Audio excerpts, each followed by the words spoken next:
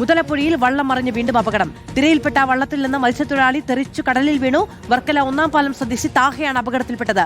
താഹയെ രക്ഷപ്പെടുത്താൻ കഴിഞ്ഞു. മത്സ്യബന്ധനം കഴിഞ്ഞ് മടങ്ങി വരവെയാണ് അപകടമുണ്ടായത്. അരുൺ സോളമൻ വിവരങ്ങളുമായി ചേരുകയാണ്. അരുൺ, ഈ മുതലപ്പുഴി അപകടങ്ങളെ കണക്കെടുക്കുകയാണെങ്കിൽ ഞെട്ടിക്കുന്നതാണ്. ഒരാളെ രക്ഷപ്പെടുത്താൻ സാധിച്ചു എന്നത് മാത്രമാണ് ആശ്വാസം. അവിടെ പൊലിഞ്ഞുപോയ ജീവനുകളുടെ എണ്ണം എടുക്കാൻ കഴിയില്ല.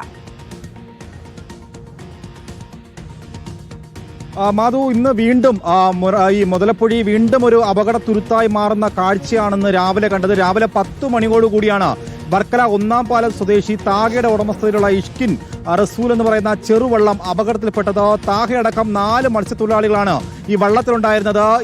ഇന്നലെ മത്സ്യബന്ധനത്തിന് പോയ വള്ളമായിരുന്നു. പുലർച്ചയോടുകൂടിയാണ് മടങ്ങിയെത്തത്. 10 മണിക്ക് എത്തിയപ്പോൾ തന്നെ ഇപ്പോൾ പണി നടന്നുകൊണ്ടിരിക്കുന്ന ഈ മുതലപ്പുഴയിലെ മൗത്തിലെത്തിയപ്പോഴേക്കുമാണ് ശക്തമായിട്ടുള്ള തിരയിൽപ്പെട്ട് ഈ വള്ളം മറിഞ്ഞത്.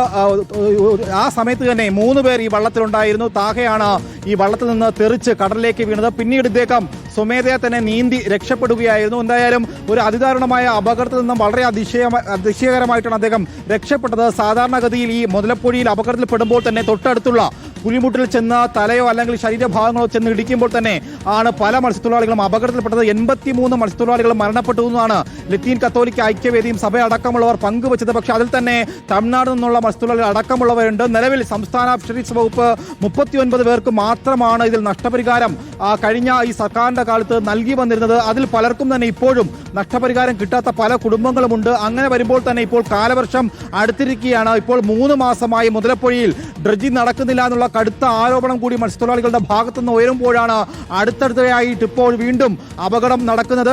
2 ദിവസം മുൻപ് ഈ മുതലപ്പുഴയിൽ ഇതേ ഭാഗത്ത് തന്നെ അപകടം നടന്നിട്ടുണ്ട്. നിലവിലുള്ള ഈ നടക്കുന്ന 177 കോടി രൂപയുടെ പദ്ധതിയും അത് അശാസ്ത്രീയമാണെന്നുള്ള കടുത്ത ആരോപണം കൂടി ഇപ്പോൾ സഭ ഉന്നയിച്ചിരിക്കുന്ന പശ്ചാത്തലം കൂടിയുണ്ട്.